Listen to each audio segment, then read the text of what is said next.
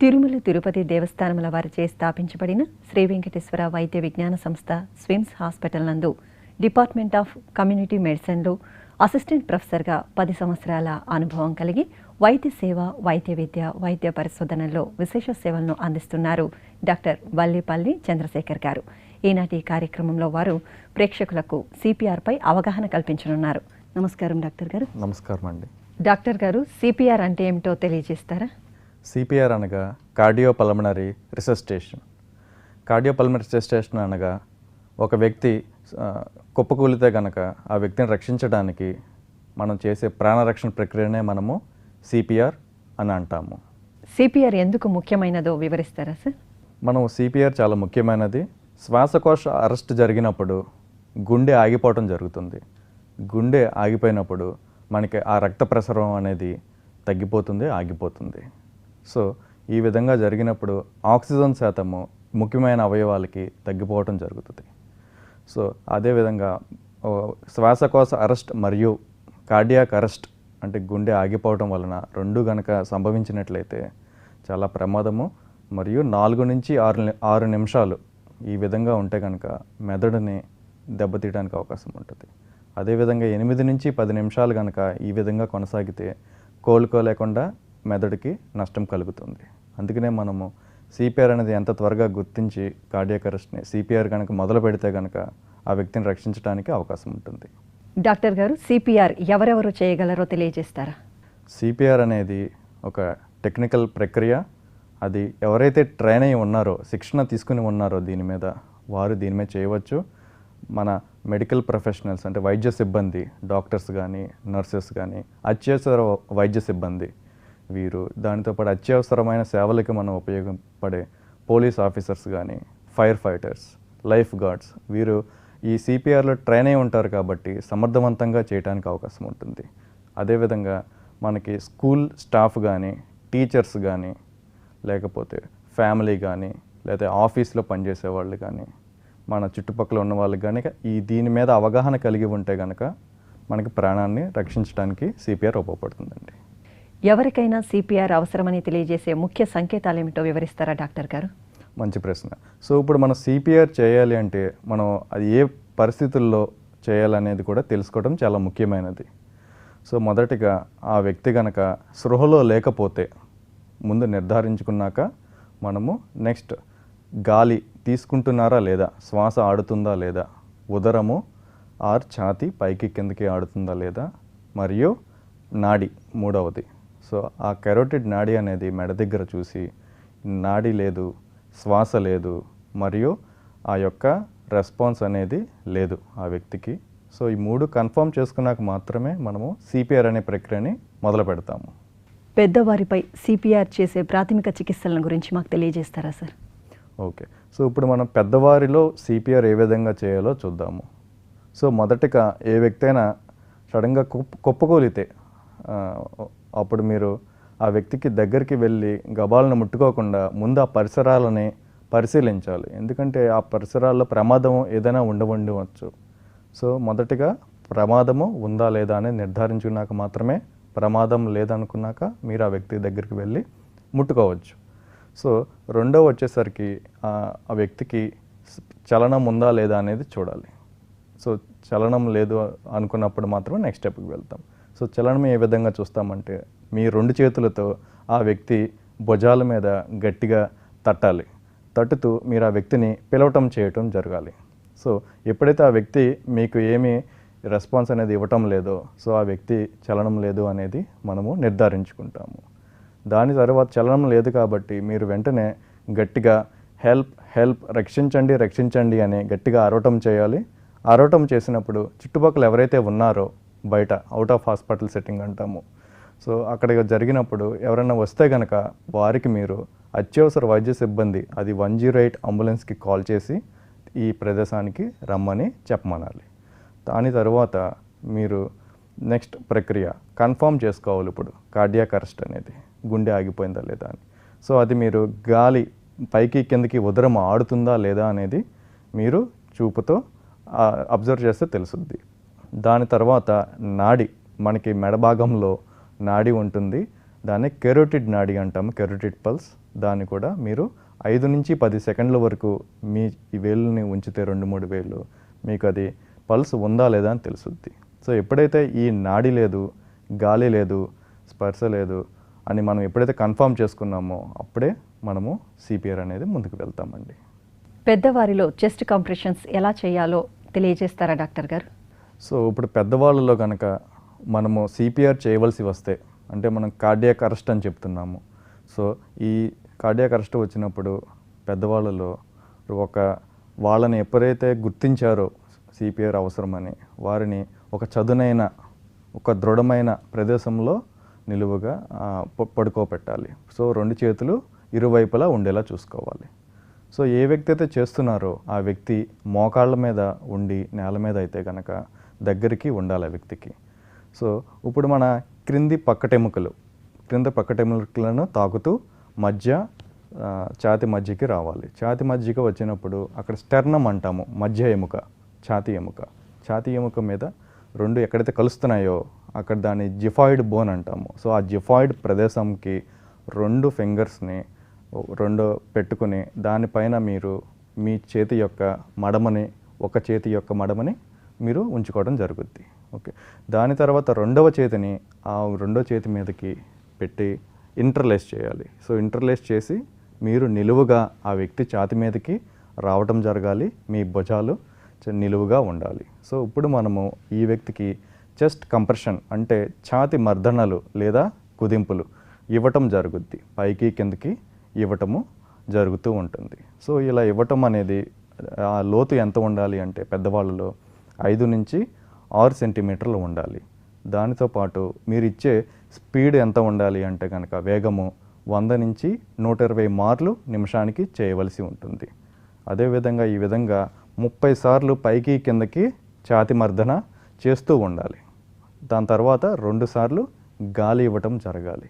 So ఈ విధంగా 30:2 అనేది చేసుకుంటూ వెళ్ళాలి పెద్దవాళ్ళలో.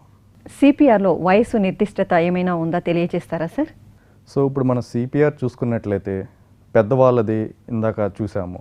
సో అదేవిధంగా చిన్నపిల్లలు అంటే సంవత్సరం పైన కౌమార దశ కింద లేకపోతే కనుక సంవత్సరం పైన 8 సంవత్సరాల లోపు ఈ పిల్లల్లో కూడా ఇప్పుడు మనం చేసిన విధంగానే 2 చేతులతో చేయవచ్చు. లేకపోతే ఛాతి పరిమాణం చిన్నగా ఉన్నట్లయితే మీరు గనక ఆ నిర్దేశించిన లోతు చేయగలిగితే ఒక చేతితో కూడా మీరు సిపిఆర్ చేయవచ్చు. సో ఆ లోతు ఎంత ఉంటుంది అంటే చిన్నపిల్లల్లో వచ్చేసరికి 4 నుంచి 5 సెంటీమీటర్లు లోతు చేయవలసి ఉంటుంది. మిగిలినవన్నీ స్పీడ్ చూసుకున్నా సరే ఆ వేగము 100 నుంచి 120 మార్లే చేయాలి నిమిషానికి. అదేవిధంగా ఒక వ్యక్తి కనుక రక్షించడానికి ఉంటే 32 చొప్పున చేస్తూ ఉండాలి. అదేవిధంగా శిశువులు అంటే సంవత్సరం లోపు పిల్లలు ఉన్నారు. సో వీళ్ళలో కొంచెం టెక్నిక్ అనేది సిపిఆర్ చేసేటప్పుడు మారుద్ది. ఇప్పుడు మనం చేతుల్ని వాడకుండా 2 ఫింగర్స్ని వాడుతాము. మధ్యవేలు అండ్ చూపుడు వేలుని రెండిటిని పెట్టి సెంటర్ ఆఫ్ ద చెస్ట్ అంటే మధ్య ఎముక మీద పెట్టి అగైన్ 32 చేస్తాము. వీళ్ళలో లోతు వచ్చేసరికి 3 నుంచి 4 సెంటీమీటర్లు ఉంటుంది సంవత్సరంలోపు పిల్లలకి. సో కొంచెం టెక్నిక్ అనేది మార్పు ఉంటుంది. మిగిలినవి 100 నుంచి 120 స్పీడ్ అనే కానీ లేకపోతే 30:2 ఒకరు ఉంటే కనుక రక్షించబడటానికి అన్నీ కూడా ఒకేలాగా ఉంటాయి. కార్డియాక్ అరెస్టులో ఉన్న వ్యక్తి కోలుకోవడానికి సిపిఆర్ ఒక్కటే సరిపోతుందా డాక్టర్ గారు? సో మంచి ప్రశ్న. సో సిపిఆర్ అనేది మనము తెలుసుకున్నాము. సిపిఆర్ చేయటం వల్ల ఏం జరుగుతున్నది? సిపిఆర్ చేయటం వల్ల ఆ రక్త సరఫరా అనేది మనము మెదడుకి మరియు గుండెకి సరఫరా చేసేలాగా చేస్తున్నాము. ఎందుకంటే మనం సిపిఆర్ చేస్తున్నప్పుడు ఆ యొక్క ఛాతీ లోపల పీడనమును పెంచుతున్నాము. దాని ద్వారా ఆ గుండె మీద ప్రెజర్ పెట్టి అగైన్ ఆ యొక్క రక్త సరఫరాని మెదడుకి గుండెకి సరఫరా చేసేలా చేస్తున్నాము. కానీ కార్డియాక్ అరెస్ట్ అని చెప్తున్నాం మీకు, అంటే దాన్ని సడన్ కార్డియాక్ అరెస్ట్ అంటాము. ఒక్కసారిగా వ్యక్తి కుప్పకూలిపోతారు. ఈ మధ్య మనం చూస్తూ ఉన్నాం మాధ్యమాల్లో కానీ సడన్గా ఎవరైనా కానీ పడిపోతున్నారు అని చెప్పి. సో అలా ఎందుకు జరుగుద్దంటే ఇది ఒక హృదయంలో ఉండే గుండెలో లయ ఎప్పుడైతే అబ్నార్మల్గా మారిపోతుందో రిథమ్ కింద లయ కింద అప్పుడు వారికి ఈ కార్డియాక్ అరెస్ట్కి వెళ్ళిపోతున్నారని అర్థము. సో వీటికి ఏదన్నా సూచనలు కూడా ఉండవచ్చు, ఉండకపోవచ్చు ముందే. లైక్ ఛాతీ నొప్పి రావటము, లేకపోతే శ్వాస తీసుకోవటం ఇబ్బంది, వాంతులు ఇలాంటివి ఉండవచ్చు, లేకపోతే ఉండను కూడా పోవచ్చు. సో ఈ సమయంలో మనకి ఆ యొక్క విద్యుత్ అనేది సరిగ్గా ప్రసారం కావటం లేదు గుండెలో. ఆ విద్యుత్ సరిగ్గా ప్రసారం కావటం కోసం మరొక కంప్యూటర్ లాంటి పరికరం ఒకటి ఉంది చిన్నది. దాన్నే మనము AED అంటాము, ఆటోమేటెడ్ ఎక్స్టర్నల్ డిఫిబ్రిలేటర్. ఇది ఏమి చేస్తుందంటే ఆ గుండె యొక్క లయని కరెక్ట్గా ఉందా లేదా, సరిగా ఉందా లేదా అనేది గుర్తిస్తుంది. సరిగా లేని పక్షంలో అది గుర్తించి షాక్ ఇవ్వమని అది మనల్ని ఆదేశిస్తుంది. సో ఆటోమేటెడ్ ఎక్స్టర్నల్ డిఫిబ్రిలేటర్తో CPR కనుక చేసినట్లయితే మనము ఎవరైతే ఈ అవసరం ఉందో వాళ్ళని రక్షించడానికి ఎక్కువ శాతం అవకాశం ఉంటుంది. డాక్టర్ గారు, పిల్లలు లేదా శిశువులపై AEDని ఉపయోగించవచ్చంటారా? పిల్లలు లేదా శిశువులు, సో వీళ్ళ మీద కూడా మనం AED అనే పరికరాన్ని వాడాలి. ఎందుకంటే ఆ AED అనేది ఆ యొక్క గుండె లయని గుర్తించి అది కనుక వేరేగా ఉంటే నార్మల్గా చేయడానికి అవకాశం ఉంటుంది. కానీ చిన్న వ్యత్యాసం ఉంటుంది పెద్దవాళ్ళలో వాడే AEDకి, చిన్నపిల్లల్లో వాడే AEDకి. సో పెద్దవాళ్ళలో మనకి పెద్ద సైజు యొక్క ప్యాడ్స్ ఉంటాయి, AED ప్యాడ్స్ అంటాము. సో ఎడం వైపు ఒకటి పెడతాము, కుడివైపు ఒకటి పెడతాము, కుడివైపు ఎడం వైపు. సో చిన్నపిల్లల్లో వచ్చేసరికి వాళ్ళ ఛాతీ యొక్క పరిమాణం చిన్నగా ఉంటుంది కాబట్టి వాళ్ళ ప్యాడ్ సైజు కూడా, అంటే మనం కరెంట్ షాక్ ఇచ్చే సైజు కూడా తక్కువ ఉంటుంది. సో చిన్న ప్యాడ్లు ఉంటాయి సైజు, అవి పెడతాం. ఒకవేళ వారికి చిన్న సైజు AED ప్యాడ్లు అందుబాటులో లేకపోతే పెద్దవాళ్ళు వాడే AED ప్యాడ్లను కూడా వాడవచ్చు. కానీ ఆ 2 AED ప్యాడ్లు కూడా టచ్ అవ్వకుండా ఉండాలి, 2 అంటుకోకూడదు. సో అప్పుడు ఏం చేస్తామంటే చిన్నపిల్లల్లో ఒక పెద్దవాళ్ళది AED ప్యాడ్ని ఛాతి మీదకి పెడతాము, రెండవ AED ప్యాడ్ వీపు మీదకి పెడతాము. సో ఈ విధంగా AEDని వాడవచ్చు. CPR సమయంలో వ్యక్తి స్వయంగా శ్వాస తీసుకోవడం జరిగినట్లయితే ఏం చేయాలో తెలియజేస్తారా? సో ఇప్పుడు మీరు ఎప్పుడైతే CPR చేస్తూ ఉన్నారో అప్పుడు ఆ వ్యక్తి కనుక శ్వాస తీసుకున్నట్లయితే ఆ సమయంలో మీరు ఆ వ్యక్తిని పరిశీలిస్తూ ఉండాలి. ఎందుకంటే వీళ్ళు మళ్ళీ CPRకి వెళ్ళిపోవటానికి అవకాశం ఉంటుంది. సో ఆ వ్యక్తిని పరిశీలించాక గాలి తీసుకోవట్లేదని నిర్ధారించుకుంటే కనుక మీరు మళ్ళీ CPRని వెమ్మటే స్టార్ట్ చేయాలి. డాక్టర్ గారు, CPRని ఎంత సమయం కొనసాగించాలి, ఎప్పుడు ఆపాలో తెలియజేస్తారా? సరైన ప్రశ్న. సో CPRని మనం చేస్తున్నాం కదా, కానీ అది ఎంతవరకు చేయాలనేది చాలా అపోహలు ఉంటాయి. కొంతమంది 2 నిమిషాలు అంటారు, కొంతమంది 5 నిమిషాలు అంటారు. సో ఏదైనా కానీ సమయం అనేది CPRకి ఇంత సమయమే చేయాలని ఏమీ లేదు. కానీ ఎప్పుడు వరకు చేయొచ్చు అనేది చూద్దాం ఒకసారి. సో ఎప్పుడైతే మీరు ఆ వ్యక్తి యొక్క స్పృహ అంటే కదలటం జరిగింది, లేదా గాలి తీసుకోవటం జరుగుతుంది, లేదా పల్స్ అనేది మీరు ఫీల్ అయ్యారు, సో కెరోటిడ్ నాడి, సో ఇలాంటిది ఏది ఉన్నా సరే CPRని ఆపవచ్చు. రెండవ కండిషన్ వచ్చేసరికి మీరు ఆల్రెడీ 108 అంబులెన్స్కి, అత్యవసర సిబ్బందికి కబురు పంపారు. సో వాళ్ళు గనక వస్తే గనక వచ్చే వరకు కూడా మీరు CPRని కొనసాగించాలి. ఓకే. సో మూడవది వచ్చేసరికి ఇప్పుడు ఆ వ్యక్తి యొక్క ఏదన్నా ప్రమాదము సంభవిస్తుంది, ఆ యొక్క ప్లేస్ మీరు ఏదైతే చేస్తున్నారో అక్కడ కనుక ప్రమాదంగా మారుతుంది అనుకున్నప్పుడు మీరు అప్పుడు కూడా CPRని ఆపవచ్చు. సో నాలుగవది ముఖ్యమైనది, మీరు ఒకలే కనుక ఉంటే, మీరు ఒకలే చేయాల్సి వస్తుంటే, సో ఎక్కువసేపు చేయలేరు కాబట్టి మీరు అలసిపోయేంత వరకు ఆ వ్యక్తికి CPR చేసి రక్షించవచ్చు. సో ఈ యొక్క సన్నివేశాల్లో మీరు CPRని చేయాలి, తర్వాత ఆపివేయవచ్చు. సార్, CPRను తప్పుగా చేయడం వల్ల కలిగే నష్టాలేంటో వివరిస్తారా? CPR తప్పుగా చేయటం వలన, అంటే ఇది ఒక టెక్నికల్ ప్రక్రియ కాబట్టి తప్పుగా చేయటం వలన ఏం జరుగుద్దంటే ఆ యొక్క వ్యక్తి స్టెర్నమ్ కానీ లేదా పక్కటెముకలు కానీ ఫ్రాక్చర్ కావటం అవకాశం ఉంది. మరియు ఏదైతే న్యూమోథొరాక్స్ అంటాము లేదా హీమోథొరాక్స్ అంటాము, మరియు ఊపిరితిత్తులకి గాయాలు లేదా కాలేయానికి గాయాలు కూడా అవకాశం ఉండటానికి ఉంది. కానీ మీరు ఇవి అరుదుగా చూస్తూ ఉంటాము. మీరు CPR చేయవలసి వచ్చినప్పుడు ఖచ్చితంగా CPR చేసి ఆ వ్యక్తిని రక్షించవలసి ఉంటుంది. హ్యాండ్స్ ఓన్లీ CPRను గురించి వివరిస్తారా డాక్టర్ గారు? సో హ్యాండ్స్ ఓన్లీ CPR అంటే మనం ఇప్పుడు చెప్పిన విధంగా 30 ఛాతి మర్దనలు, చెస్ట్ కంప్రెషన్స్ మరియు 2 కృత్రిమ శ్వాసలు ఇస్తున్నాము. కానీ ఇక్కడ హ్యాండ్స్ ఓన్లీ CPRలో ఎవరైతే ట్రైన్ అయి ఉండరో సిపిఆర్ మీద, వారికి శ్వాస ఇవ్వటము అంత కంఫర్ట్గా లేరో, లేదా కొన్ని సందర్భాల్లో మనము గాలి ఇవ్వటము కుదరదు, ఏ వ్యక్తి అయితే పాయిజన్ కానీ తీసుకున్నా సరే, లేకపోతే ఇప్పుడు కోవిడ్ మహమ్మారి అప్పుడు కూడా ఒక వ్యక్తి సంకోచిస్తారు ఇవ్వటానికి గాలి. సో అప్పుడు ఏమి చేయొచ్చు అంటే హ్యాండ్స్ ఓన్లీ సిపిఆర్ అనే ప్రక్రియ, అంటే మీరు 2 చేతుల్ని ఉపయోగించి ఛాతి మధ్యలో పెట్టి ఓన్లీ ఛాతి మర్దనలు మాత్రమే చేస్తూ ఉంటారు. సిపిఆర్ సమయంలో వ్యక్తి పరిస్థితిని తరచుగా ఎంతవరకు అంచనా వేయచ్చో తెలియజేస్తారా సార్?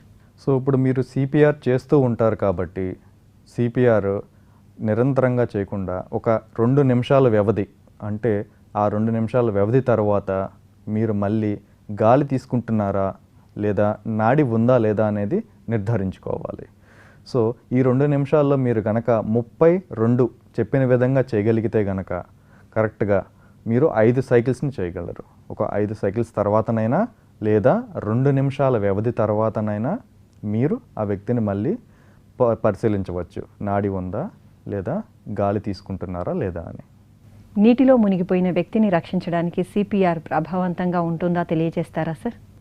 సో నీటిలో కనుక ఒక వ్యక్తి మునిగి ఉన్నారు, సో వెంటనే ఆ వ్యక్తిని బయటికి తీయటము, ఆ వ్యక్తి యొక్క ప్రదేశాన్ని సురక్షితంగా ఉన్న తర్వాత మీరు నిర్ధారించుకున్నాక కార్డియాక్ అరెస్ట్ ఉంది అని వెంటనే మీరు ఖచ్చితంగా సిపిఆర్ అనేది మొదలు పెట్టాలి. సో మీరు 2 చేతులతో వీళ్ళ మీద సిపిఆర్ చేయడానికి అవకాశం ఉంటుంది. దాని ద్వారా చాలా ప్రభావవంతంగా ఉంటుంది, ఆ వ్యక్తిని మరలా మనము నార్మల్ స్టేజ్కి తీసుకురావడానికి అవకాశం ఉంటుంది.